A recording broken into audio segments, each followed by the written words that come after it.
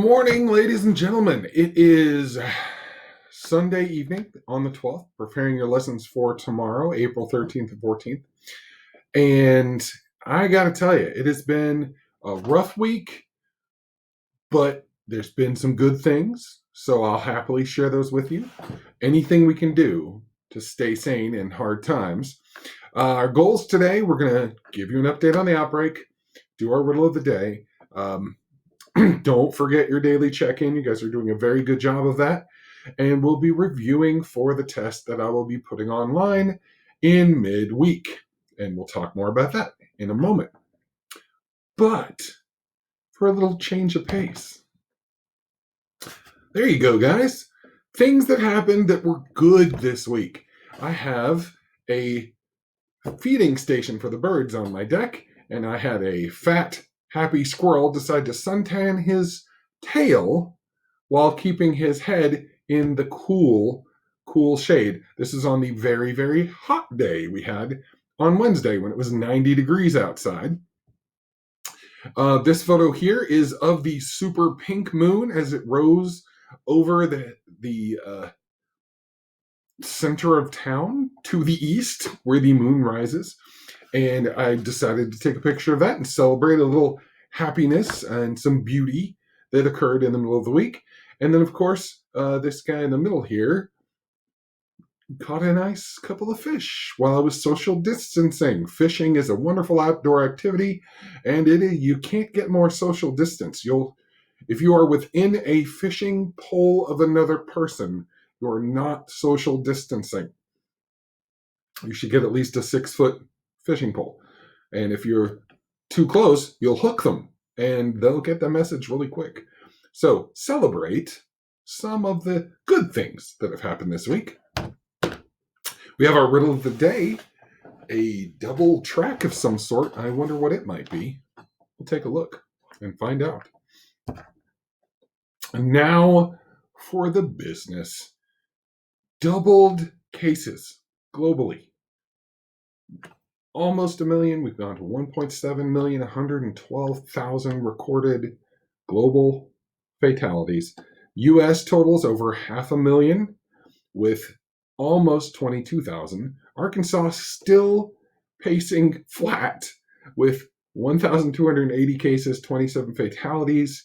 Again, we are not testing very well. We're doing the best we possibly can.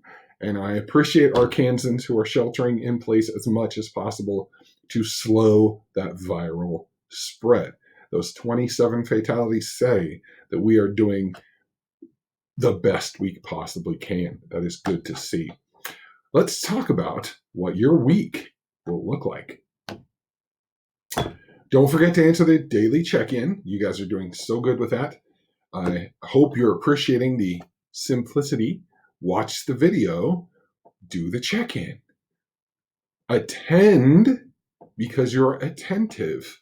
Works very well. I want you to begin reviewing for your test. You will use all the resource materials that we have posted heavily on the vocab. So there will be a larger vocab section on the test. It will be a longer test because you will have 3 days to take this thing. Questions will be based on all the classwork assignments that have been posted. So we're going to do the cladogram assignment. We're going to do the steps of natural selection assignment with the polar bears. And we're going to talk about directional selection on the test. Expect all of those to be on there. You will be allowed to use all the resources that you have available to take the exam. It is still an unassisted exam, which means don't blow it off. Take it seriously. Look at the questions, analyze them carefully, look at the resources, make sure you understand the concept. It's basically a take-home test. And take-home tests take a little bit longer. There is no retakes for a take-home exam because you only get one shot. Don't waste it. Do your absolute best. You will have 3 days. The test goes online Wednesday, all day Wednesday, all day Thursday, all day Friday. The test closes at midnight.